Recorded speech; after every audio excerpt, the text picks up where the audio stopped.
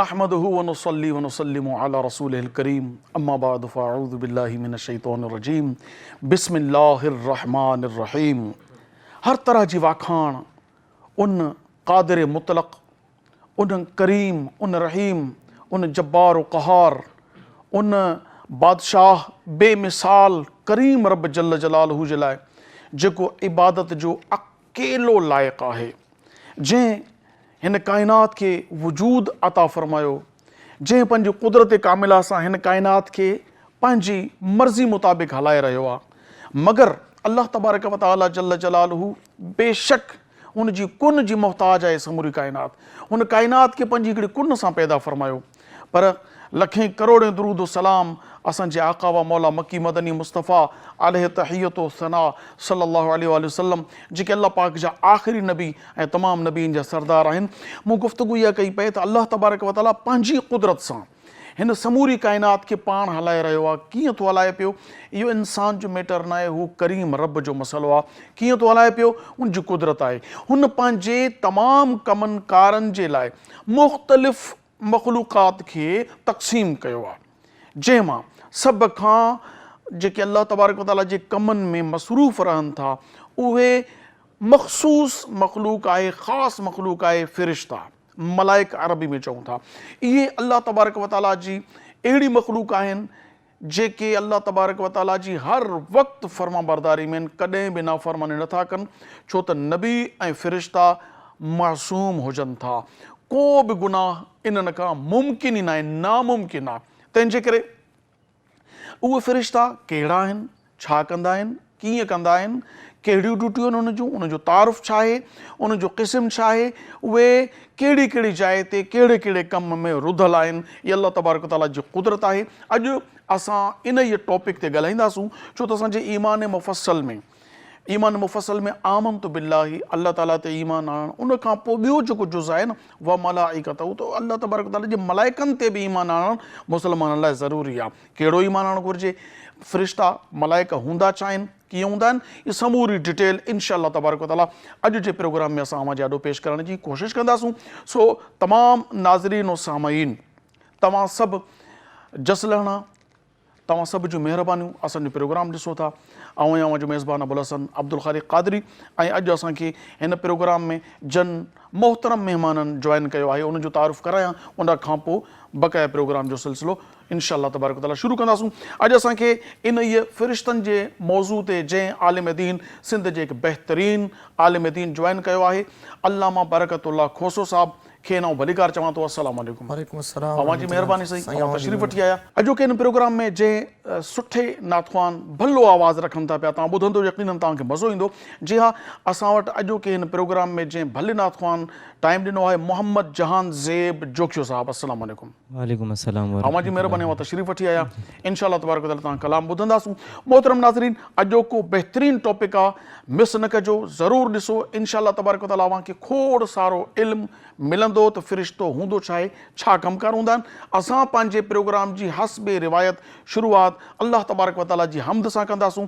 सो आउं गुज़ारिश कंदुसि मोहम्मद जहान ज़ेब जोखियो साहब खे त हू अल्लाह तबारक व तआला जी बारगाह में हम्द बारी ताला पेश करण जी सआदत हासिल कनि। सल्लल्लाहु अलैका या रसूल अल्लाह वसल्लम अलैका या हबीब अल्लाह। मुजीब तू दुआ बुद ओ आसमान वारा, मुजीब तू दुआ बुद ओ आसमान वारा। काॾे भला वञा मां, काॾे भला वञा मां, सारे जहान वारा। मुजीब तू सदा बुद ओ आसमान वारा।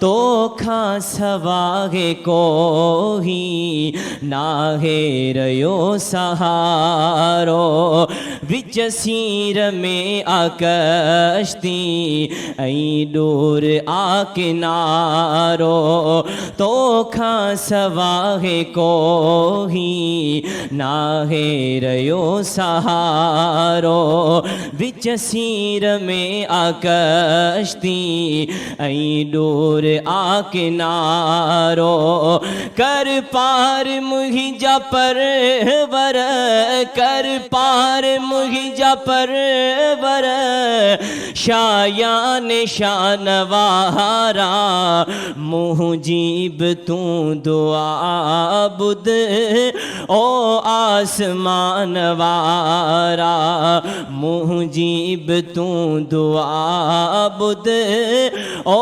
आसमान वारा कंहिंखे तो दुख ॾेखारी कंहिं जात कम ही सोला मारी आ तूं जियारी मर्जी आ तूं जी मौला कंहिंखे तो दुख ॾेखारी कंहिं जात कम ही सोला मारी आ तूं जियारी मर्जी आ तूं जी मौला तू ही तो राज जानी तू ही तो राज जानी सूदो जियान वारा मुजीब तू दुआ बुद ओ आसमान वारा मुजीब तू दुआ बुद ओ आसमान वारा काॾे भला वञा मां काॾे भला वञा मां सारे जहान वारा मुजीब तू दुआ बुद ओ आसमान वारा ही चंड ही सितारा दरबान तुझा आहिल हर चीज़ ते खुदाया एहसान तुझा आहिल ही चंड ही सितारा दरबान तुझा आहिल हर चीज़ ते खुदाया एहसान तुझा आहिल आहिन खिताब तुही जा आहिन खिताब तुही जा अफजल ईमान वारा मुजीब तू दुआ बुद ओ आसमान वारा मुजीब तू दुआ बुद ओ आसमान वारा। माशाअल्लाह तमाम बेहतरीन जहान ज़ेब भाव तमाम सोहने अंदाज में अल्लाह तबारक व तआला जी हमद पेश कई अल्लाह पाक पंहिंजी बारगाह में अवां जो ही कलाम क़बूल फरमाए। जी नाज़रीन जीअं त आउं गुज़ारिश कंदो रहां पियो त असांजो जेको सिलसिलो आहे न ही रोशनीअ जी वाट वाकई रोशनी जी वाट अंधेरे में रोशनी जी सख़्त ज़रूरत हुजे थी। सो इन दुनिया में खोड़ सारा अंधेरा आहिनि जेकॾहिं तव्हां रोशनी चाहियो था त उहा रोशनी जेका आहे अल्लाह तबारक व तआला उनजे रसूल सल्लल्लाहु अलैहि वसल्लम ऐं बुज़ुर्गान दीन जा कलाम अक़वाल उन्हनि जी रोशनी में जॾहिं असां ज़िंदगी गुज़ारींदासूं त बेशक इहा ई रोशनी जी वाट आहे ऐं उन्हनि सभिनी शयुनि खे सहेड़े सिंध टीवी अवां जे आॾो जेको प्रोग्राम पेश कयो आहे रोशनी जी वाट इन ई में असांजा टॉपिक बि समूरा रोशनी जीअं रोशन ऐं खुलियल सोहणे अंदाज़ में हुजनि था जेके रोशनी जी वाट जी मिसल आहिनि ऐं असांजे मुकमल तौर ते तरबियत ते मबनी हुजनि था। असां जेकॾहिं ई प्रोग्राम असांजो सिंध टीवी जो प्रोग्राम जेको रोशनी जी वाट जेकॾहिं सुबुह जो 6 खां 7 ताईं हलियो आहे अवां कोन ॾिसी सघिया आहियो त को मसइलो न आहे। अवां पंहिंजी फ़राग़त जे मुताबिक़ जीअं अव्हांखे वक़्तु मिले अवां यूट्यूब ते वञी करे सिंध टीवी HD इस्लामिक लिखी सर्च कंदो ही प्रोग्राम अवां जे आॾो अची वेंदो उनखे तव्हां सब्सक्राइब करे असांजे चैनल खे ऐं हिन प्रोग्राम खे मुकमल ॿुधी ॾिसी सम्झी सघो था। का ॻाल्हि सम्झ में नथी अचे कमेंट्स में उहा ॻाल्हि लिखो को सवाल को इबहाम का ॻाल्हि उहा बि तव्हांजी इंशाअल्लाह तबारक व तआला असां ते पहुचंदी ऐं असां कोशिशि कंदासूं। असां बि इंसान आहियूं, बहितर खां बहितरीन जी असांखे बि ज़रूरत आहे। अव्हांजा राया, अव्हांजूं सलाहूं असां लाइ तमामु घणो अहमियत जो हामिल आहिनि। अव्हां सभिनी जी महिरबानी हूंदी जे तव्हां असांजो यूट्यूब चैनल सब्सक्राइब करियो ऐं असांजे फेसबुक ते बि पेज आहे, असांजे इन पेज खे बि तव्हां लाइक करियो, फॉलो करियो ऐं असांजा प्रोग्राम्स उते ॾिसो ऐं उनखे पंहिंजा कमेंट्स उते बि ॾेई सघो था। सिंध TV HD ऑफिशियल ही पेज आहे असांजो। जी अलामा साहब, फ़रिश्ता अरबी में मलाइक छा हूंदा आहिनि, इन जो पहिरीं तारुफ़ पेश करियो। अल्हम्दुलिल्लाहि रब्बिल आलमीन वल आक़िबतु लिल मुत्तक़ीन वस्सलातु वस्सलामु अला ख़ातमिल अंबिया वल मुरसलीन व अला आलिहि व अस्हाबिहि अजमाइन, अम्मा बाद। फ़रिश्ता इहो तर्जुमो आहे मलाइका जो। मलाइक मलाकुन जी जमा आहे, जंहिंजो मतिलबु हूंदो आहे वास्ते ऐं ज़रियो पुॼाइणु, कंहिं शइ खे पुॼाइण जो वास्तो ऐं ज़रियो। जंहिंमें असां कंहिंखे कोई शइ ॾींदा आहियूं त हे फलाणे खे पुॼाइजो, त विच में जेको ज़रियो हूंदो आहे इन खे अरबी ज़बान में मलाइका चवंदा आहिनि ऐं असां सिंधी ज़बान में फ़रिश्ता चवंदा आहियूं। फ़रिश्ता इहे अल्लाह तबारक व तआला जी नूरी मख़लूक आहे। अल्लाह तबारक व तआला जी नूरी मख़लूक़ात में आहे। इहे ना मर्द हूंदा आहिनि ना औरतूं हूंदियूं आहिनि, बल्कि अल्लाह तबारक व तआला इन्हनि खे अजनासे मर्द ऐं अजनासे औरत थियण खां महफ़ूज़ फ़रमायो आहे।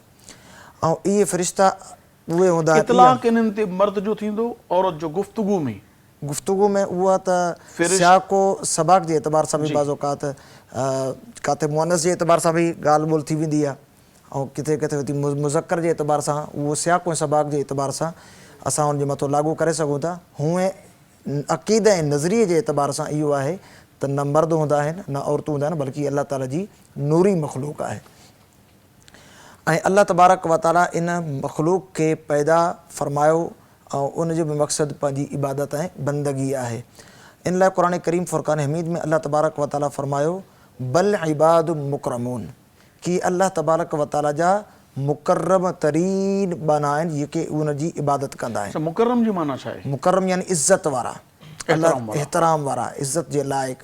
त अल्लाह तबारक व तआला इन्हनि खे ख़ासि पंहिंजे क़ुर्ब ख़ासि मां हिकु त नूर मां पैदा फ़रमायो, ॿियो वरी इन लाइ इज़्ज़त ऐं तकरीम जो लफ़्ज़ बि अल्लाह ताला इस्तेमालु फ़रमायो।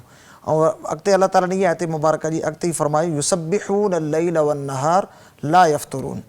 इहे फ़रिश्ता उहे मख़लूक आहिनि जेके सुबुह शाम ॾींहुं राति अल्लाह ताला जी तस्बीह तहमीद बयानु कंदा आहिनि ऐं अल्लाह ताला जी तस्बीह तहमीद यानी अल्लाह ताला जी पाकाई बयानु करण में सुस्ती काहिरी जो मुज़ारो न आहिनि कंदा। तहमीद यानी अल्लाह ताला जी वखाण, अल्लाह ताला जी तस्बीह यानी अल्लाह ताला जी पाकीज़गी बयान करणु। पाकीज़गी बयानु करणु। अल्लाह तबारक व तआला इन मख़लूक के हज़रत आदम अलैहिस्सलाम खे सजदे करण जो बि हुकुम इरशाद फ़रमायो। ऐं इहा उहा मख़लूक आहे यानी नूरी मख़लूक जंहिंखे असां फ़रिश्ता चवंदा आहियूं। इन जमल हज़रत आदम अलैहिस्सलाम जी तख़लीक़ अल्लाह तबारक व तआला फ़रमाइण जो इरादो फ़रमायो त फ़रिश्तनि अर्ज़ु कई क़ालू अतजअलु फ़ीहा मन युफ़्सिदु फ़ीहा, ये बारी ताला तूं अहिड़ी मख़लूक खे दुनिया में जेका आहे पैदा फ़रमाईंदो जेके ज़मीन में अची करे फ़साद कंदी। व नहनु नुसब्बिहु बिहम्दिका व नुक़द्दिसु लक, असां त तुंहिंजी तस्बीह तहमीद हमेशह बयानु कयूं था। पोइ अल्लाह तबारक व तआला उन्हनि खे फ़रमायो क़ाल इन्नी अअलमु मा ला तअलमून, फ़रिश्तो मां उहे शयूं ॼाणियां थो जेके तव्हां नथा ॼाणियो। वरी पोइ अल्लाह ताला जी बारगाह में बसद इज़्ज़ो न्याज़ फ़रिश्तनि सभिनी चयो क़ालू सुब्हानका ला इल्म लना इल्ला मा अल्लमतना, बारी ताला असां त ओतिरो ई ॼाणूं था जेको तूं असांखे इल्म अता फ़रमाए, बाक़ी पाकीज़गी तुंहिंजे लाइ आहे। इन्नका अंतल अज़ीज़ुल हकीम, ऐं तूं ई ग़ालिब ऐं हिकमत वारो आहीं। त इहे उहे फ़रिश्ता उहा मख़लूक आहे ला यासून अल्लाह मा अमरहुम, जेके अल्लाह तबारक व तआला जे कंहिं मामले में नाफ़रमानी न आहिनि कंदा। व यफ़अलून मा युअमरून, ऐं उहे कम कंदा आहिनि जेको अल्लाह तबारक व तआला हुकुम फ़रमाईंदो आहे। त इन लाइ इहो अक़ीदो नज़रियो रखणु कि अल्लाह तबारक व तआला जी नूरानी मख़लूक आहे। ऐं इन सां गॾोगॾु इहो अक़ीदो नज़रियो बि रखो कि जीअं कंहिं नबी जी अदना गुस्ताखी कुफ़र हूंदी आहे, कंहिं नबी अलैहिस्सलाम जी शान में कोई अदना ॻाल्हि करणु, कोई अहिड़ी ॻाल्हि जेका शरीयत मुताहरा जे बिल्कुलु ख़िलाफ़ु हुजे, अक़ुलो ख़िरत जे एतबार सां ख़िलाफ़ु हुजे, त अहिड़ी ॻाल्हि या अहिड़ी अदना यानी तौहीन आमेज़ काई गुफ़्तगू या तौहीन आमेज़ काई ॻाल्हि फ़रिश्तनि जे बारे में बि चवणु उहो ई कुफ़र आहे जीअं कि नबी अलैहिस्सलाम जी तौहीन बि कुफ़र हूंदी आहे। त इन लाइ बाज़ औक़ात असांजी गुफ़्तगू में माण्हू चई वेंदा आहिनि, यानी कंहिं को ख़ता थी वेंदी आहे त पोइ चवंदा आहिनि यार तूं कहिड़ो वरी फ़रिश्तो माण्हू आहे, या तूं कहिड़ो फ़रिश्तनि में ठहियल आहे।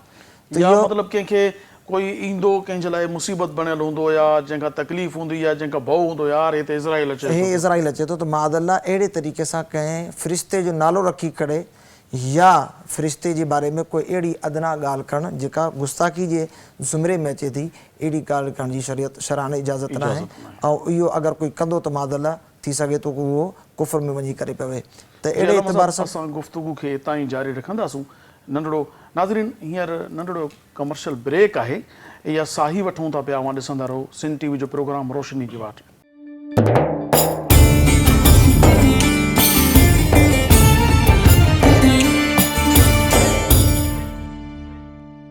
भलीकार नाज़रीन, अवां ॾिसी रहिया आहियो सिंध टीवी, प्रोग्राम आहे रोशनी जी वाट। ऐं अॼु असांजो मौज़ू आहे फ़रिश्तनि जे बाबति, फ़रिश्तनि जो तारुफ़, फ़रिश्तनि जे बारे में ॼाण त फ़रिश्ता छा हूंदा आहिनि, छा कंदा आहिनि, कहिड़े नमूने सां इहे अल्लाह तबारक ताला जे अहकाम ते अमल कंदा आहिनि। सो अल्लामा साहब, मलाइक अल्लाह तबारक ताला का बि शइ फ़ुज़ूल न आहे ठाही। अल्लाह तबारक ताला जी जेकी बि तख़लीक़ आहे, मख़लूक़ात आहे, उनजो सबबु आहे, कारण आहे। फ़रिश्तनि खे अल्लाह ताला छो पैदा कयो, उनजो छा कमु आहे, कहिड़े कम जे लाइ अल्लाह ताला इनखे पैदा कयो आहे? फ़इलुल हकीम ला यख़लू अनिल हिकमा, हकीम जो कोई कमु हिकमत खां ख़ाली न हूंदो। त यकीनन अल्लाह तबारक व तआला हर मख़लूक़ खे पैदा फ़रमायो। 18,000 जी मख़लूक़ात आहे, हर कंहिंजे ज़िम्मे कुझु न कुझु ज़िम्मेदारियूं, कुझु न कुझु मामलात हूंदा आहिनि। त अहिड़े तरीक़े सां अल्लाह तबारक व तआला, हूअं त फ़रिश्तनि जी तादाद मुअय्यन न आहे कि ख़ासि तादाद न आहे कि एतिरा ई फ़रिश्ता आहिनि, उहो अल्लाह तबारक व तआला ई ॼाणे थो उन्हनि जी तादाद केतिरी आहे। लेकिन अल्लाह तबारक व तआला इन्हनि फ़रिश्तनि में बि जीअं इंसाननि जे अंदरि हर एतबार सां, तबिके जे एतबार सां, नसल जे एतबार सां, नसब जे एतबार सां फ़ज़ीलत हूंदी आहे, त अहिड़े तरीक़े सां इहो अहिड़ा मामलात फ़रिश्तनि जे अंदरि बि आहिनि। उन्हनि मां जेके सभिनि खां अफ़ज़ल तरीन फ़रिश्ता आहिनि उहे 4 आहिनि: हज़रत जिब्रील अमीर अलैहिस्सलाम, हज़रत मीकाईल अलैहिस्सलाम, हज़रत इसराफ़ील अलैहिस्सलाम और हज़रत इज़राईल अलैहिस्सलाम। उन खां बाद वरी हामिलीन अर्श आहिनि, जेके अर्श खे पंहिंजे मथां जेको आहे खयूं बीठा आहिनि। त इहे मुख़्तलिफ़, जीअं हज़रत जिब्रील अमीर अलैहिस्सलाम जी ज़िम्मेदारी इहा हुई कि उहे अंबिया किराम अलैहिस्सलाम ॾे वही खणी ईंदा हुआ। इज़राईल अलैहिस्सलाम जे मुतालिक़ इहो आहे कि उहे मौत ॾींदा आहिनि। हज़रत इसराफ़ील मौत जो फ़रिश्तो आहे। हज़रत इसराफ़ील अलैहिस्सलाम क़यामत वारे ॾींहुं जेका आहे सूर फूकींदा। ऐं हज़रत मीकाईल अलैहिस्सलाम इन्हनि जे मुख़्तलिफ़ हवाउनि ते, ॿियनि शयुनि ते बि अल्लाह तबारक व तआला, ऐं बारिश मींहुं वसाइण ते बि अल्लाह ताला खे मुक़ररु फ़रमायो। त जीअं इहे 4 फ़रिश्ता आहिनि, इन्हनि जी ड्यूटियूं आहिनि, त अहिड़े तरीक़े सां ॿियनि फ़रिश्तनि जूं बि पंहिंजा कमकार आहिनि, पंहिंजूं ड्यूटियूं आहिनि। ऐं वरी डिटेल सां उलमा इकराम ने शइ खे बयानु फ़रमायो आहे। कुझु फ़रिश्ता उहे आहिनि जेके इंसान जे रिज़्क़ पुॼाइण ते मामूर आहिनि। ऐं हदीस में बि आहे फ़रमायो कि जीअं इंसान खे मलकुल मौत अलैहिस्सलाम मौत लाइ जेका आहे ॻोल्हींदा आहिनि कि कंहिंखे किथे मौत ॾियणी आहे, कंहिंजो रूह कब्ज़ करिणो आहे, फ़रमायो कि अल्लाह ताला जा कुझु अहिड़ा फ़रिश्ता आहिनि जेके इंसान खे रोज़ी ऐं रिज़्क़ पहुचाइण लाइ ईअं अल्लाह जे हुकुम सां मामूर आहिनि। उहे ॻोल्हींदा आहिनि कि कहिड़े बाने खे केतिरो रिज़्क़ अता फ़रमाइणो आहे। कुझु फ़रिश्ता उहे आहिनि जेके माउ जे पेट में जंहिंमहिल ॿारु तख़लीक़ थींदो आहे, अल्लाह तबारक व तआला जी शक्ल सूरत ठाहिण जो इरादो फ़रमाईंदो आहे, त उन टाइम अल्लाह तबारक व तआला फ़रिश्ते खे हुकुम फ़रमाईंदो आहे कि हिन जी शक्ल सूरत खे ख़दो ख़ाल खे हिन तरीक़े सां ठाहे। त इंसान जी तसर्रुफ़ इहो फ़रिश्तो कंदो आहे, ऐं उनजी माउ जे पेट जे अंदरि अल्लाह तबारक व तआला जो हुकुम सां उनजी शक्ल सूरत खे ठाहिण वारो इहो फ़रिश्तो हूंदो आहे। ऐं कुझु फ़रिश्तनि जी ड्यूटी इहा हूंदी आहे कि जेका हवा ईंदो आहे, हवा ईंदी आहे, इन हवा जे झोंकनि खे दर हक़ीक़त इहो असांजे निज़ाम काइनात जे एतबार सां ईअं न आहे, बल्कि अल्लाह तबारक व तआला जे हुकुम सां इहे फ़रिश्ता हलाईंदा आहिनि। त कॾहिं हवा थधी हलंदी आहे, कॾहिं गरम हलंदी आहे, कॾहिं ज़रा स्लो हलंदी आहे, कॾहिं ज़रा स्पीड में हलंदी आहे। त इहे फ़रिश्ता हलाईंदा आहिनि जेके अल्लाह तबारक व तआला जे हुकुम ते मामूर हूंदा आहिनि। ऐं कुझु फ़रिश्तनि जे बारे में ख़ासि तौर ते नबी पाक सल्लल्लाहु अलैहि वसल्लम फ़रमायो, जेका क़ुरान करीम जी आयत आहे, इन्नल्लाह व मलाइकतहू युसल्लूना अलन नबी, कि बेशक अल्लाह ऐं उन जा फ़रिश्ता नबी पाक सल्लल्लाहु अलैहि वसल्लम ते दुरूद सलाम पढ़ंदा आहिनि। या अय्युहल्लज़ीना आमनू सल्लू अलैहि वसल्लिमू तस्लीमा, ऐं ईमान वारो तव्हां बि नबी पाक सल्लल्लाहु अलैहि वसल्लम ते दुरूद पढ़ो ऐं ख़ूब सलाम उन्हनि ते तव्हां मोकिलियो। तो अल्लाह ताला जे नबी सल्लल्लाहु अलैहि वसल्लम फरमाए था कुछ फ़रिश्तनि खे अल्लाह ताला ख़ासि मां जे मथां दुरूद सलाम करण लाइ मुख़्तस फरमायो आहे। तो हर फरिश्तो ना, हर फरिश्तो भी आहे। हदीस आहे तो 70,000 फरिश्ता सुबह जो, 70,000 फरिश्ता शाम जो मुंहिंजी मज़ार ते हाज़िरी ॾींदा, दुरूद पढ़ी हलिया वेंदा, क़यामत ताईं वरी उनजो वारो न ईंदो। ऐं फरमायो कि हिकु फ़रिश्तो त इहो अहिड़ो बि आहे जेको मुंहिंजी क़ब्र अनवर ते मुक़ररु आहे।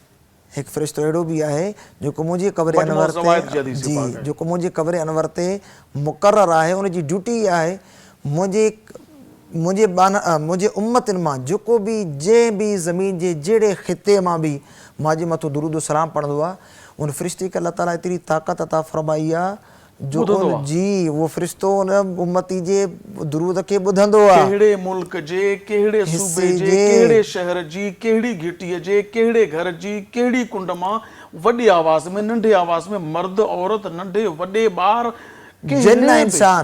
जिन इंसान सभिनी मख़लूक़ात जेके नबी पाक सल्लल्लाहु अलैहि वसल्लम दुरूद पढ़े दुरूद ॿुधंदो इहो फ़रिश्तो वेठो हुज़ूर अलैहिस्सलातु वस्सलाम जी मज़ार शरीफ़ चौकट ते आहे, साईं जन जो दरबान आहे। बिल्कुलु अल्लाह दरबान खे अल्लाह ताला एतिरी ताक़त ॾिनी आहे। अञा वधीक पाण फरमायो त उन जो नालो उन जे पीउ जे नाले समेत मुंहिंजी बारगाह में पेश कंदो आहे। मजमू ज़वाद जी हदीस पाक मारूफ़ हदीस आहे, जॾहिं फ़रिश्तो काइनात जे ज़र्रे ज़र्रे जे हर नंढे वॾे मलक इंसान ऐं फ़रिश्तनि जा दुरूद न रुॻो ॿुधे थो, उनखे इहा बि ख़बर आहे जो नालो छा आहे, उनखे इहा बि ख़बर आहे कंहिंजी नसल आहे।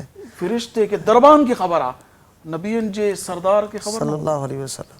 इहो त दरबान जो आलम आहे जेको ख़ुदि साहिब मज़ार आहिनि, उन्हनि जे मकाम नौकर आहे न, दरबान नौकर खे चइबो आहे। नौकर खे अलाह एॾी इज़त ॾे थो, सरदार खे केॾी इज़त हूंदी। वरी इहो बि तव्हां ॾिसो कि अल्लाह तबारक व तआला मुक़ररु नूरी फ़रिश्ते खे फरमायो आहे, नूर मां ठहियल।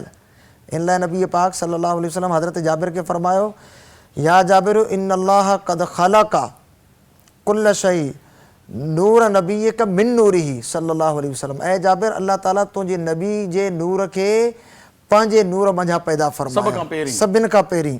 त अल्लाह तबारक व तआला जी इहा उहा मख़लूक आहे जंहिंखे अल्लाह ताला एतिरी ताक़त अता फरमाई आहे।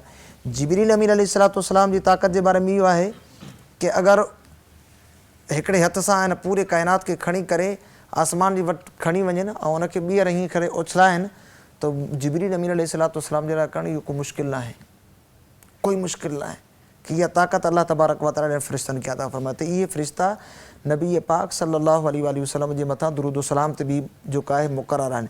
ऐं अहिड़े तरीक़े सां इहे फ़रिश्ता मींहुं वसाइण ते बि अल्लाह ताला खे मुक़ररु फरमायो आहे, जेको अल्लाह तबारक। हालांकि हिकु हदीस बि आहे, नबी पाक सल्लल्लाहु ताला अलैहि वसल्लम इरशाद फरमायो, कुझु फ़रिश्ता अहिड़ा आहिनि जेको मुंहिंजो बानो मुंहिंजे मथां दुरूद पाक पढ़ंदो आहे।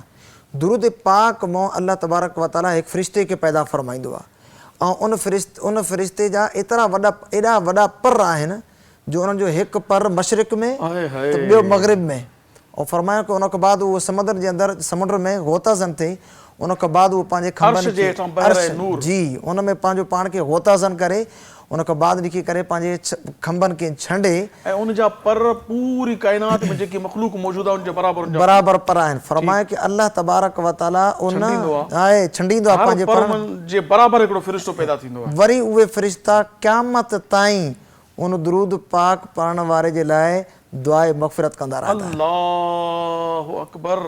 दुरूद पढ़ण वारो एॾो ख़ुशनसीब आहे, एॾा फ़रिश्ता उन जी मग़फ़िरत जी दुआ आहे। त पोइ ही त रहमत हक़ बहा नामी जोयत, रहमत हक़ बहा नामी जोयत। सुभान अल्लाह। जी अल्लामा साहब तव्हां हींअर फरमायो त फ़रिश्ता जेके आहिनि उहे पैदा बि थींदा आहिनि, जीअं हदीस पाक तव्हां बयानु कई, त छा फ़रिश्तनि खे मौत बि ईंदो? कुल्लु मन अलैहा फ़ान व यबक़ा वजहु रब्बिका ज़ुल जलालि वल इकराम। हर शइ खे फ़ना आहे, इंसान हुजे या फ़रिश्ता हुजनि, हर शइ खे फ़ना थियणो आहे। ऐं इमामुल अंबिया सल्लल्लाहु अलैहि वसल्लम जॾहिं अल्लाह जे नबियनि खे मौत आई त फ़रिश्तनि जी बाज़ सिफ़तूं उहे आहिनि जेके नबियनि खां अफ़ज़ल त न आहिनि, त इन लाइ फ़रिश्तनि खे बि मौत ईंदी। ऐं हज़रत जिब्रील अमीन अलैहिस्सलातु वस्सलाम यानी जंहिं महिल काइनात ख़तमु थी वेंदी, पूरी हिकु हदीस मुबारक मौजूदु आहे, क़यामत जे बिल्कुलु क़ुर्ब में अल्लाह तबारक व तआला हज़रत इज़राईल अलैहिस्सलातु वस्सलाम खे फरमाईंदो कि ऐं इज़राईल अॼु ॿुधाए कंहिंजी बादशाहत आहे, लिमनिल मुल्कुल यौम। अल्लाह ख़ुदि फरमाईंदो ॿुधाए अॼु कंहिंजी बादशाहत आहे, पोइ रब पाण फरमाईंदो लिल्लाहिल वाहिदिल क़हार, अॼु त उन अकेले वाहिद कहार जे लाइ सॼो ग़लबो आहे। पोइ अलाह ताला हज़रत इज़राइल अलैहिस्सलाम खे फरमाईंदो कि इज़राइल हाणे ॿुधाए दुनिया ऐं काइनात में केरु बाक़ी आहे। नबी करीम अलैहिस्सलाम फरमायो त इहो इज़राइल अलैहिस्सलाम जी मौत खां पोइ अलाह ताला फरमाईंदो त केरु आहे जंहिंजी बादशाही आहे। पोइ पाण महबूबनि फरमायो त केरु हुजे त जवाबु ॾे, केरु हुजे त कोई जवाबु न ॾींदो। पोइ अलाह ताला पाण खे पाण फरमाईंदो लिमनिल मुल्कुल यौम। उन खां अॻु में इज़राइल अलैहिस्सलाम खे मौत कीअं हज़रत इज़राइल अलैहिस्सलाम खे अलाह तबारक व तआला फरमाईंदो हाणे केरु केरु आहे। उहो अर्ज़ु कंदो अलाह जी बारगाह में, या अलाह तबारक व तआला तुंहिंजो बानो जिब्रील अमीन, तुंहिंजो बानो मीकाइल अलैहिस्सलाम, तुंहिंजो बानो इसराफील अलैहिस्सलाम ऐं तुंहिंजो बानो इज़राइल अलैहिस्सलाम, बसि इहे आहिनि। पोइ अलाह तबारक व तआला फरमाईंदो मुत या जिब्रील। अलाह ताला फरमाईंदो कि ए इज़राइल हाणे जिब्रील अमीन अलैहिस्सलाम खे मौत अता फरमा। फरमाइनि था किताबनि में लिखियलु आहे कि हज़रत जिब्रील अमीन अलैहिस्सलाम खे जंहिं महिल मौत ईंदी त पहाड़ वांगुरु वॾे जबल वांगुरु ऐं अलाह तबारक व तआला जी बीह करे तस्बीह तहमीद बयानु कंदा, अलाह ताला जी पाकाई बयानु कंदा वॾे पहाड़ वांगुरु। ऐं जेसि ताईं रब तबारक व तआला चाहींदो तेसि ताईं अलाह ताला जी तस्बीह तहमीद बयानु कंदा। उन खां बाद उहे ज़मीन ते तशरीफ़ खणी ईंदा ऐं उन्हनि जी जेका आहे वफ़ात थी वेंदी, विसाल करे वेंदा। उन खां बाद वरी अलाह ताला फरमाईंदो हाणे केरु आहे इज़राइल, चवंदो या अलाह ताला तुंहिंजो बानो मीकाइल अलैहिस्सलाम, तुंहिंजो बानो इसराफील अलैहिस्सलाम, तुंहिंजो बानो इज़राइल अलैहिस्सलाम, इहे आहिनि। पोइ अलाह फरमाईंदो हाणे मीकाइल अलैहिस्सलाम जी मौत खे जेका आहे क़रीब कयो वञे त उहे बि अहिड़े तरीक़े सां बीहंदा, अलाह ताला जी तस्बीह तहमीद बयानु कंदा। उन खां बाद उहे बि ज़मीन में ईंदा, उहे बि विसाल करे वेंदा। उन खां बाद वरी हज़रत इसराफील अलैहिस्सलाम सां बि इहो ई मामिलो थींदो। उन खां बाद जंहिं महिल अकेले इज़राइल अलैहिस्सलाम रहिजी वेंदा, पोइ फरमाईंदो लिमनिल मुल्कुल यौम, अॼु कंहिंजी बादशाहत। पोइ अलाह तबारक व तआला ख़ुदि इज़राइल अलैहिस्सलाम जी रूह मुबारक खे अलाह ताला कब्ज़ फरमाईंदो। ऐं उहे बि हज़रत इज़राइल अलैहिस्सलाम बि अहिड़े तरीक़े सां जी जिब्रील अमीन अलैहिस्सलाम पहाड़ जे बाननि जेका आहे बीह करे अलाह ताला जी जेसि ताईं रब चाहींदो तेसि ताईं अलाह तबारक व तआला जी तहमीद ऐं तस्बीह बयानु कंदा। उन खां बाद उहे बि ज़मीन ते अची वेंदा। उन खां बाद बिल्कुलु सभु कुझु फना थी वेंदो। पोइ रब तबारक व तआला फरमाईंदो हा अॼु आहे कोई वॾे वॾे करो फर वारा काॾे आहे, कोई बि न आहे, लिल्लाहिल वाहिदिल क़हार, अकेलो अॼु अलाह ताला जी ज़ात अक़दस आहे।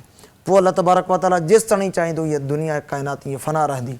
उन खां बाद जॾहिं संदसि मर्ज़ी थींदी पोइ अलाह तबारक व तआला हज़रत इसराफील अलैहिस्सलाम खे हुकुम फरमाईंदा ऐं फरमाईंदा कि हाणे सूर फूक। सूर जी थोरो वज़ाहत करियो। सूर हिकु जेका आहे हिकु सुरीली आवाज़ हूंदी, उनखे ईअं आसान लफ़्ज़ में सम्झो, हिकु आवाज़ हूंदी अलाह तबारक व तआला जेके हज़रत इज़राइल अलैहिस्सलाम जीअं सिंह हूंदो आहे अहिड़े तरीक़े सां हज़रत इज़राइल जी ऐं सूर फूकींदा ऐं उनजी जेको आवाज़ हूंदो पहिरियों वणंदड़ हूंदो, उन खां बाद गरजदार थी वेंदो, गरजदार। ऐं एतिरो लिखियलु आहे किताबनि में कि जेके इंसान जे जेके दिलि रखण वारा हूंदा उन्हनि जा दिलि बिल्कुलु कमज़ोर थी वेंदा। ऐं उन खां बाद यौम ज़ात हमलिन हमलहा व तरा अन्नास सुकारा व मा हुम बिसुकारा वलाकिन अज़ाबुल्लाहि शदीद। फरमाए कि उन टाइम जंहिं महिल अलाह तबारक व तआला जी बारगाह जो इहो मामिलो हूंदो त जेके हमल वारियूं औरतूं हूंदियूं उहे पंहिंजे हमल खे कराए छॾींदियूं ऐं तूं माण्हुनि खे ॾिसंदे उहे ईअं हूंदा जीअं चरिया हूंदा आहिनि, नशे में हूंदा, नशे में धुत, जीअं माण्हू इंसानु नशे में हुजे काई शइ जी ख़बर न हूंदी। फरमाए तूं माण्हुनि खे ॾिसंदे व तरा अन्नास सुकारा, माण्हू ईअं तोखे लॻंदा जीअं तूं उहे त नशे में आहिनि, व मा हुम बिसुकारा, नशे में न हूंदा, वलाकिन अज़ाबुल्लाहि शदीद, अलाह जो अज़ाब ॾाढो सख़्तु हूंदो।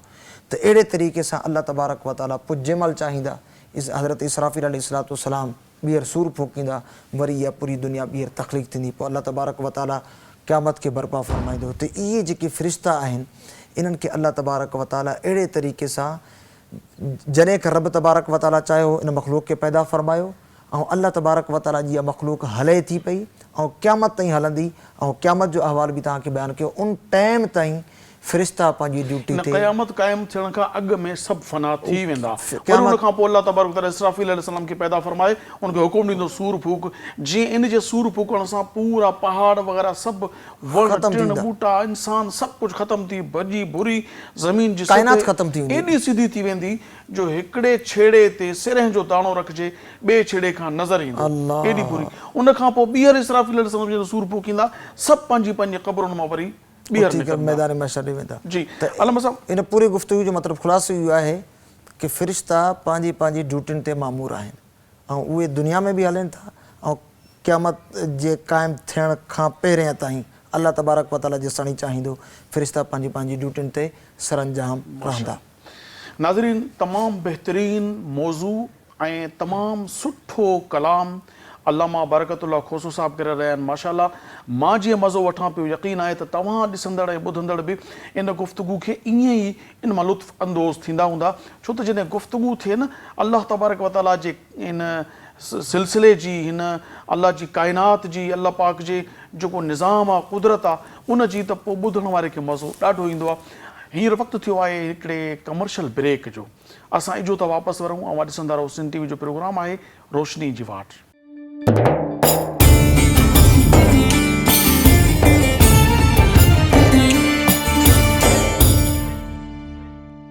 हिकु भेरो वरी भलीका नाज़रीन, अवां ॾिसी रहिया आहियो सिंध टीवी प्रोग्राम आहे रोशनी जी वाट ऐं तमामु ज़बरदस्त गुफ़्तगू अल्लामा साहब सां, अल्लामा बरकतुल्लाह खोसो साहब कश्मीर सां ताल्लुक़ रखनि था। यकीनन तव्हां मां केतिरा ई बिलख़ुसूस कश्मीर जा रहवासी, कंदकोट जा रहवासी ऐं इन जे भर पासे जा रहवासी त सुञाणींदा हूंदा, मारूफ़ शख़्सियत आहिनि। अल्लामा साहब, तमामु बहितरीन अंदाज़ में तव्हां गुफ़्तगू करे रहिया हुआ। टॉपिक हली रहियो फ़रिश्ता, त फ़रिश्तनि जा क़िस्म कहिड़ा कहिड़ा आहिनि? अकाबिरीन कराम 3 क़िस्म बयान फरमाया आहिनि फ़रिश्तनि जा। कुझु फ़रिश्ता, हर फ़रिश्तो हर कम ते मामूर न हूंदो, जीअं हर इंसान हर कमु न कंदो, अहिड़े तरीक़े सां हर फ़रिश्तो हर कम ते मामूर हुजे इहो ज़रूरी न आहे। हिकु कैफ़ियत अकाबिरीन इहा बयानु कई आहे कि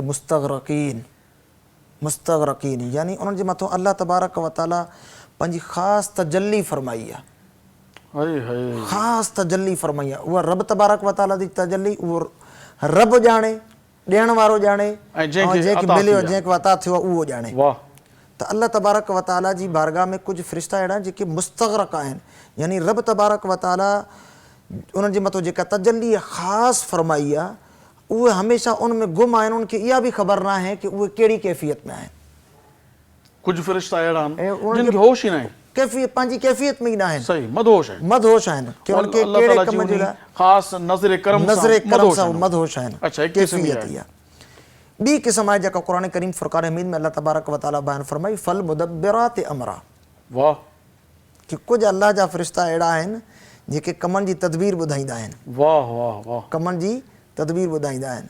उहे कमनि जी तदबीर वारा उहे फ़रिश्ता हूंदा आहिनि जेके इंसान जे, यानी ईअं सम्झो जे उहे मख़लूक़ ख़ुदा जी जेका आहे रहनुमाई जे लाइ मसरूफ़ अमल आहिनि, कि इंसान खे कॾहिं कहिड़ो कमु करिणो आहे उहो अल्लाह तबारक व तआला जा उहे ख़ासि फ़रिश्ता हूंदा आहिनि जेको इंसान खे दिलि में उहा शइ इल्क़ा कंदा आहिनि कि फ़रमायूं कि इहो कमु इहो इंसान खे करणु खपे ऐं इंसान इन कम खां पंहिंजो पाण खे बचाए। त फल मुदब्बिरात अमरा, इहे कुझु कम अहिड़ा हूंदा आहिनि जेके इंसान बाद खां चवंदो आहे कि मां हे कमु कयां न कयां, ऐं इंसान चवंदो आहे कि न यार चलो चङो थियो जो न कयुमि।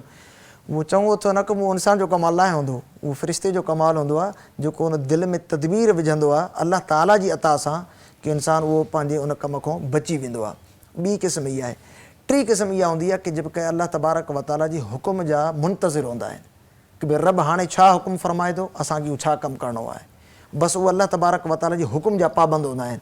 पोइ जेसि ताईं रब तबारक व तआला उनखे जेको हुकुम फ़रमाईंदो आहे उहो उन कम जे अंदरि मुस्तग़रक़ उन जे अंदरि जारी रहंदा आहिनि। जीअं बाज़ क़िस्म जेका अहिड़ा बि बयानु कया विया, फ़रमायो कि कुझु फ़रिश्ता अहिड़ा आहिनि जेके बसि सिर्फ़ु क़याम में बीठा आहिनि, नमाज़ में बीठा आहिनि, बसि नमाज़ ई पढ़नि था ऐं क़याम जी हालत में आहिनि, बीठो रहनि। ठीकु। कुझु फ़रिश्ता अहिड़ा आहिनि जेके हमेशह जॾहिं को पैदा थिया तॾहिं को अल्लाह तबारक व तआला जी बारगाह में रुकू जी हालत में आहिनि, झुकियल आहिनि, जीअं इंसान रुकू जे अंदरि हूंदो आहे।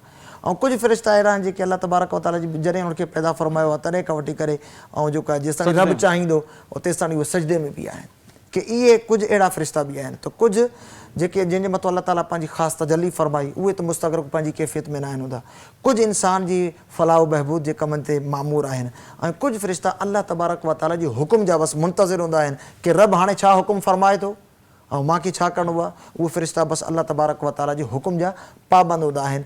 ऐं कुझु फ़रिश्ता उहे आहिनि जंहिंखे असां किरामन कातिबीन चवंदा आहियूं, किरामन कातिबीन यअलमून मा तफ़अलून। फ़रमाए कि उहे किरामन कातिबीन जेको तव्हां मा यल्फ़िज़ु मिन क़ौलिन इल्ला लदैहि रक़ीबुन अतीद। फ़रमाए इंसान पंहिंजी ज़बान खां ॻाल्हि बि न कढंदो आहे उनजे मथां हिकु निगहबान फ़रिश्तो मुक़ररु हूंदो आहे जेको इंसान जे हर लफ़्ज़ खे लिखंदो रहंदो आहे। किरामन माने इज़त वारा कातिब माना लिखण वारा, कातिबीन इज़त वारा मुअज़्ज़ज़ लिखण वारा फ़रिश्ता जेके इंसान जे हर चङे ऐं बुरे अमल खे यानी साॼे कुल्हे ते नेकियूं लिखण वारो ऐं खाॿे कुल्हे ते बुरायूं लिखण वारो। इहे बि अल्लाह तबारक व तआला जा फ़रिश्ता मुक़ररु थियल आहिनि ऐं जेसि ताईं रब तबारक व तआला चाहींदो इहे फ़रिश्ता मुक़ररु आहिनि। ऐं कुझु फ़रिश्ता त अहिड़ा बि आहिनि जी जी जी जी तव्हां फरमायो। कुझु फ़रिश्ता त अहिड़ा बि आहिनि जेके इंसान जी तस्बीह ऐं तहमीद जे एतबार सां जंहिं महिल उनखे ॾिसंदा आहिनि त अल्लाह तबारक व तआला जी बारगाह में उन बाने लाइ मग़फ़िरत जी दुआ घुरंदा आहिनि।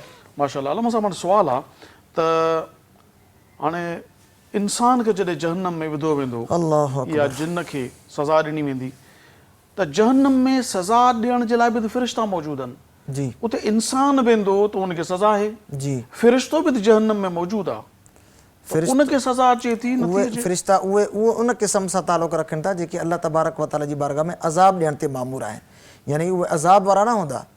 जीअं हिकु मिसाल फॉर एग्ज़ाम्पल तव्हांखे सम्झाइण जे लाइ, जीअं कंहिं पुलिस कंहिंखे जेका आहे क़ैद में वठी अचे ऐं उनखे जेल में विझणो हुजे त पुलिस वारो जेल त खोलींदो, उनखे जेल में त विझंदो। छा पुलिस जेको जेल में वञे थो उहो क़ैदी आहे या उहो बतौर सज़ा ॾियण लाइ जेल में वञे थो? यानी इहे चइजे त तोड़े जो उहे जहन्नम जे अंदरि मौजूदु हूंदा पर उन्हनि खे अल्लाह तबारक व तआला जी कुदरत आहे उन्हनि खे उहो अज़ाब महसूस न थींदो। जीअं हज़रत इब्राहिम अलैहिस्सलाम बाहि जे अंदरि बि विया त क़ुरान फरमाए थो कुल्ना या नारु कूनी बरदम व सलामन अला इब्राहिम। हालांकि हो बाहि में सलामती वारी थी। यानी हितां इन मां साबित थियो त जहन्नम सभ खे सज़ा न ॾींदी, जंहिंखे अल्लाह चाहींदो उनखे सज़ा हूंदी ऐं जंहिंखे अल्लाह न चाहींदो उन जे लाइ सज़ा न आहे। लेकिन फ़रिश्ता जेको आहे सज़ा ऐं मतिलबु अल्लाह तबारक व तआला जे अज़ाब खां महफ़ूज़ आहिनि, छो त इहे मासूम आहिनि। मासूम इहो हूंदो आहे जेको अल्लाह तबारक व तआला जी बारगाह में पुछाड़ो सभिनि खां थींदो। लेकिन इहे फ़रिश्ता अल्लाह जी बारगाह में अर्ज़ु कंदा बारी ताला जेको तूं असांजे लाइ हुकुम मुंतख़ब कयो हो असां हमेशह हुनजा पाबंद रहियासीं। त उन टाइम बि अल्लाह तबारक व तआला जे कहर ऐं जलाल में इहे फ़रिश्ता उन टाइम बि तस्बीह तहमीद जे अंदरि हूंदा। त अल्लाह तबारक व तआला जी बारगाह में इंसान इहो सम्झे कि इहे फ़रिश्ता जंहिंखे अल्लाह तबारक व तआला नूरी मख़लूक आहे उहे जंहिं महिल इबादत करनि था। ऐं क़ुरान अज़ीम में त अल्लाह तबारक व तआला नबी पाक सल्लल्लाहु अलैहि वसल्लम इहो फरमायो कि कुझु फ़रिश्ता अहिड़ा हूंदा आहिनि जेके इंसान नेकियूं कंदा आहिनि त फ़रिश्ता उन लाइ दुआ कंदा आहिनि कि अल्लाह तूं हिनखे साबित क़दमी अता फ़रमा, हिनखे इन अज़ाब को महफ़ूज़ फ़रमा।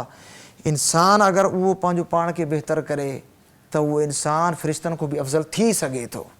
उहो इंसान फ़रिश्तनि खां बि अफ़ज़ल थी सघे थो अगरि इंसान पंहिंजे कमकारनि खे पंहिंजे मामलात असांजे यूट्यूब चैनल ते फेसबुक जे पेज ते दोस्त जेके सवालात कनि था असांजा जेके बि नाज़रीन सामाईन आहिनि उन में हिकिड़ो सुवालु आख़िर में तव्हां खां पुछंदुसि त गंबट शहर खां मोहम्मद फ़रहान सुवालु कयो आहे त इंसान अशरफुल मख़लूक़ात आहे, फ़रिश्ता एॾो तव्हां शान बयानु कयो त फ़रिश्ता अफ़ज़ल या इंसान अफ़ज़ल? फ़रिश्ता अफ़ज़ल या इंसान अफ़ज़ल? बाज़ सूरतुनि में इंसान अफ़ज़ल ऐं बाज़ सूरतुनि में फ़रिश्तो अफ़ज़ल ऐं बाज़ सूरतुनि में इंसान जानवर खां बि बदतर। हज़रत सैयदना अबू हामिद मोहम्मद बिन मोहम्मद ग़ज़ाली रहमतुल्लाहि ताला अलैह 5वीं सदी जा बुज़ुर्ग आहिनि। उन्हनि इहयाउल उलूम जे अंदरि फरमाए कि 3 मख़लूक़ात अहिड़ियूं आहिनि जंहिंमें हिकु मख़लूक़ में हिकिड़ी शइ आहे त ॿी न आहे, ॿी मख़लूक़ में ॿी शइ आहे त उहा पहिरीं वारी न आहे, 3 मख़लूक़ में 2 शयूं आहिनि। फरमाए कि फ़रिश्ता इन्हनि जे अंदरि अक़ल आहे, शहवत न आहे, नफ़सानी ख़्वाहिशात न आहे। ॿियो फरमायूं जानवर इन्हनि जे अंदरि अक़ल न आहे मगर इन्हनि जे अंदरि अल्लाह तबारक व तआला नफ़सानी ख़्वाहिशात रखी आहे। यानी हिकिड़ी मख़लूक़ आहे जंहिंमें नफ़्स आहे, ॿी मख़लूक़ आहे जंहिंमें सिर्फ़ु अक़ुल आहे जी उहे केरु आहिनि? उहे फरमाए कि जंहिंमें अक़ल आहे सिर्फ़ु उहे सिर्फ़ु फ़रिश्ता आहिनि, उन्हनि में नफ़सानी ख़्वाहिशात न आहिनि। ऐं जंहिंमें सिर्फ़ु नफ़सानी ख़्वाहिशात आहे अक़ल न आहे उहे जानवर आहिनि। ऐं 3 मख़लूक़ तव्हां ऐं असां इंसान, यानी असां वटि अक़ल बि आहे ऐं असां वटि नफ़सानी ख़्वाहिशात बि आहे। पाण फरमाइनि था फरमाए कि अगरि कोई इंसान चङा कम करे, नेक अमाल करे ऐं पंहिंजे नफ़सानी ख़्वाहिशात ते कंट्रोल करे ऐं अक़ुल खे नफ़्स जे मथां हावी करे त फरमाए कि अहिड़ो इंसान फ़रिश्ते खां बि अफ़ज़ल आहे। अहिड़ो इंसान फ़रिश्तनि खां बि अफ़ज़ल आहे। ठीक ऐं जंहिंजो फरमाए नफ़्स अक़ुल ते हावी थी वञे, नफ़्स अक़ल ते ग़ालिब थी वियो, यानी नफ़सानी ख़्वाहिशात मथे अची विया, सम्झे थो ही कमु बुरो आहे, बुरो आहे, पोइ बि पोइ बि बुराई खे बुराई ते अहमियत ई ॾिए थो, जेको आहे अक़ुल चए थो उनजो त न कर, रब नाराज़ थींदो, पोइ बि रब जी नाराज़गी खे अहमियत नथो नथो ॾे। ॾे ऐं नऊज़ बिल्लाह पंहिंजे नफ़्स खे अक़ुल ते हावी थो करे, त उहो छा आहे? फरमाए कि उहो अहिड़ो इंसान त पोइ जानवरनि खां बि बदतर आहे, अहिड़ो इंसान जानवरनि खां बि बदतर यानी आहे। हुजे बि नफ़्सानी ख़्वाहिशातनि जो पैरोकार जी। ऐं पोइ चए त मां फ़रिश्तनि खां अफ़ज़ल आहे, उनजी भुल आहे। इनजी भुल आहे। क़ुरान करीम में अल्लाह तबारक व तआला फरमाए कि अहिड़े जेके इंसान अहिड़ी नफ़्स रखनि था, अहिड़ो पंहिंजो पाण जे अंदरि नफ़्सानी ख़्वाहिशात रखनि था, फरमाए कि अहिड़ा माण्हू पंहिंजो पाण खां बेज़ार थी था। वमा उबर्रिउ नफ़्सी, मां पंहिंजी पाण खां बेज़ार आहियां, पंहिंजे नफ़्स खां बेज़ार आहियां। इन्नन नफ़्स लअम्मारतुम बिस्सू, बेशक नफ़्स अम्मारा इहा त गुनाहनि जी तरफ़ जेको आहे इंसान खे धकेलींदी आहे, लेकिन उहा नफ़्स जेको इंसान खे नेकियुनि जी तरफ़, नेकी जो रस्तो ॾेखारे, नफ़्स नमाज़ जी तरफ़ जेको आहे रस्तो ॾेखारे, या अय्यतुहन नफ़्सुल मुतमइन्ना, ऐं इत्मिनान वारी जान, इरजिई इला रब्बिक, पंहिंजे रब जी तरफ़ मोटी अच, रुजू कर, इरजिई इला रब्बिक। कहिड़ी सूरत में, कहिड़ी हालत में? रादियतम मर्दिया, इन हाल में कि रब तोखां राज़ी हुजे, तूं रब को राज़ी हुजे। ऐं पोइ जंहिंमहिल इंसान इन कैफ़ियत ते पुॼंदो आहे कि नफ़्स मुतमइना उनखे हासिल थी वञे, पोइ अल्लाह ताला उनखे इनाम इहो अता फरमाईंदो आहे। आख़िर में फरमाईंदो फदख़ुली फ़ी इबादी, मुंहिंजे ख़ासि बाननि में दाख़िल थी। ख़ासि बाना, हर बानो त बानो आहे रब जो, फरमाए फदख़ुली फ़ी इबादी, मुंहिंजे ख़ासि बाननि में। बाननि ॾिसो लफ़्ज़ बानो न आहे, इबादी, मुंहिंजा ख़ासि यार बाना। केॾो कमाल आहे जो रब चए त मुंहिंजा बाना, वदख़ुली जन्नती, ऐं मुंहिंजी जन्नत में दाख़िल थी वञ। सो अल्लामा साहब तमामु ज़बरदस्त गुफ़्तगू, मूंखे इन आख़िरी क़ुरान पाक जो लफ़्ज़ जेको तव्हां पेश कयो न ॾाढो मज़ो आयो, जो रब चवे त मुंहिंजा बाना, असां त चऊं था अलाह जा बाना आहियूं, पर पाण चवे त मुंहिंजा बाना। मां हिकु वाक़ियो अर्ज़ु कयां, हिकिड़ी अलाह जी बानी हुई, उन राति जो बीह करे अल्लाह ताला जी इबादत करे पई, ऐं अल्लाह तबारक व तआला जंहिंमहिल दुआ घुरे त अल्लाह को हीअं दुआ पई घुरे, या रब तबारक व तआला, जहिड़ी तुंहिंजी मूंसां मुहबत आहे, जेका तूं मूंसां मुहबत कंदो आहे, या अल्लाह उन मुहबत जे सदके में तूं मुंहिंजी माफ़ कर। हुनजो जेको आका हुयो उहो पंहिंजी बानी जो दुआ पियो ॿुधे, ऐं जंहिंमहिल कमरे खां ॿाहिरि निकिरी आयो, पंहिंजी बानी खे पुछो तूं रब खां कहिड़े तरीक़े सां दुआ थी घुरे? अल्लाह को इहा दुआ थी घुरे, अल्लाह जेका तूं मां सां मुहबत कंदो आहे, उन मुहबत जे सदके में मुंहिंजी मग़फ़िरत कर। ईअं दुआ न घुर, ईअं दुआ घुर, या अल्लाह जेका मां तोसां मुहबत कंदी आहियां, उन मुहबत जे सदके में मूंखे माफ़ कर। बानी जो न, जेका मां अल्लाह को दुआ घुरी आहे, मां उन दुआ ते क़ाइमु आहियां। फरमाए कि मूंखे उन बाने इहा उन ॻाल्हि अर्ज़ु चयो त तोखे कीअं ख़बर पई कि रब तोसां मुहबत कंदो आहे, रब तोसां प्यारु कंदो आहे? पोइ बानी चयो अगरि मां सां रब मुहबत न करे हा त राति जे हिन पहर उथी करे मूंखे सजदे जी बि तौफ़ीक़ अता न फरमाए हा, राति जे हिन पहर मूंखे उथी करे रब तबारक व तआला नमाज़ पढ़ण जी तौफ़ीक़ अता फरमाई आहे, त मुंहिंजे दिलि में इहा कैफ़ियत आहे कि अल्लाह तबारक व तआला अल्लाह जो प्यार ई त आहे जो सभु सुता पिया न मूंखे चूंडियो अथई इबादत लाइ, फदख़ुली फ़ी इबादी, इहा शान आहे कि मुंहिंजे बारे में शान। नाज़रीन यकीनन तव्हां ॾाढा महज़ूज़ थिया हूंदा, ॾाढो मज़ो आयो हूंदो, अॼोकी गुफ़्तगू अव्हांखे कीअं लॻी, अव्हां पंहिंजो फीडबैक असांखे ज़रूरु ॾियो। असांजे यूट्यूब चैनल ते अचो, यूट्यूब ते सिंध TV HD इस्लामिक ते अचो, अॼोके प्रोग्राम बाबति पंहिंजो रायो ॾियो, सुवालात करियो, तव्हांजो नालो तव्हांजे शहर जे नाले समेत सुवालात शामिलु कंदासीं प्रोग्राम में इंशाअल्लाह तबारक व तआला। जे तव्हां यूट्यूब इस्तेमालु नथा करियो त फेसबुक ते असांजो पेज आहे सिंध TV HD ऑफिशियल, इन पेज खे फॉलो करियो, लाइक करियो, असांजा प्रोग्राम ॾिसो, पंहिंजा कमेंट्स लिखो, को बि सुवाल हूंदो असां शामिलु कंदासूं। तव्हां सभिनी जी महिरबानी, तव्हां वक़्तु कढी असांजो प्रोग्राम ॾिठो, चाहे सोशल मीडिया ते ॾिठो या इलेक्ट्रॉनिक मीडिया ते ॾिठो, अवां सभु जो तहे दिलि सां शुक्रगुज़ार आहियां। ऐं बिलख़ुसूस अॼोके प्रोग्राम में अल्लामा बरकतुल्लाह खोसो साहब तशरीफ़ वठी आया, सही मां अवांजो थोराए थो, अवांजी महिरबानी तशरीफ़ वठी आया, ऐं उन खां पोइ मोहम्मद जहान ज़ेब जोखियो साहब अवांजी महिरबानी तशरीफ़ वठी आया। इन लफ़्ज़नि सां, इन कलाम ते, इन ॻाल्हियुनि ते अवां खां इजाज़त वठंदुसि त इंशाअल्लाह तबारक व तआला अल्लाह पाक चाहियो त सुभाणे वरी अवां सां नज़रुनि जी मुलाक़ात थींदी, साॻे टाइम ते, साॻे सिंध TV ते रोशनी जी वाट प्रोग्राम में। तेसीं ताईं पंहिंजे मेज़बान अबुल हसन अब्दुल ख़ालिक़ क़ादरी खे इजाज़त ॾींदा। अल्लाह वाही, अस्सलामु अलैकुम वरहमतुल्लाहि तआला। सल्लल्लाहु अलैका या रसूल अल्लाह वसल्लम अलैका या हबीब अल्लाह। असी मुस्तफ़ा जे वतन जा दीवाना असी मुस्तफ़ा जे वतन जा दीवाना सिकौता नबीअ जे अल्लाह सिकौता नबीअ जे सहन जा दीवाना सहन जा दीवाना असी मुस्तफ़ा जे वतन जा दीवाना असी मुस्तफ़ा जे वतन जा दीवाना नबीअ जे हरम में अजब जी चमकिया नबीअ जे हरम में अजब जी चमकिया उन रोशनिया आई अल्लाह उन रोशनिया आई उन चमक जा दीवाना चमक जा दीवाना असी मुस्तफ़ा जे वतन जा दीवाना अल्लाह असी मुस्तफ़ा जे वतन जा दीवाना उते मौत ईदो मुसाफिर तसमझी उते मौत ईदो मुसाफिर तसमझी निदो पाक कपिड़ो अल्लाह निदो पाक कपिड़ो उन्हें कफन जा दीवाना कफन जा दीवाना असी मुस्तफ़ा जे वतन जा दीवाना अल्लाह असी मुस्तफ़ा जे वतन जा दीवाना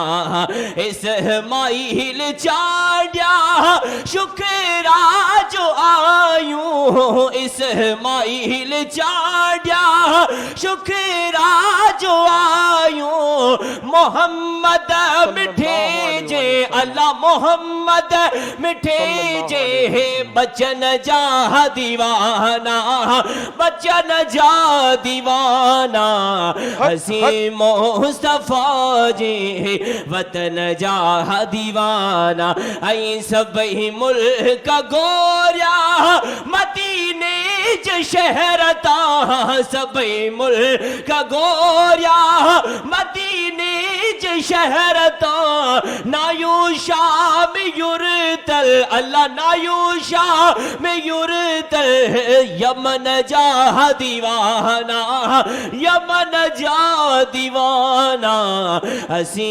मुस्तफ़ा जे वतन जा दीवाना अल्लाह असी मुस्तफ़ा जे वतन जा दीवाना सब्सक्राइब करियो असांजो official YouTube channel Sindh TV HD Islamic ऐं वधीक अपडेट लाइ बेल आइकन ते क्लिक करियो।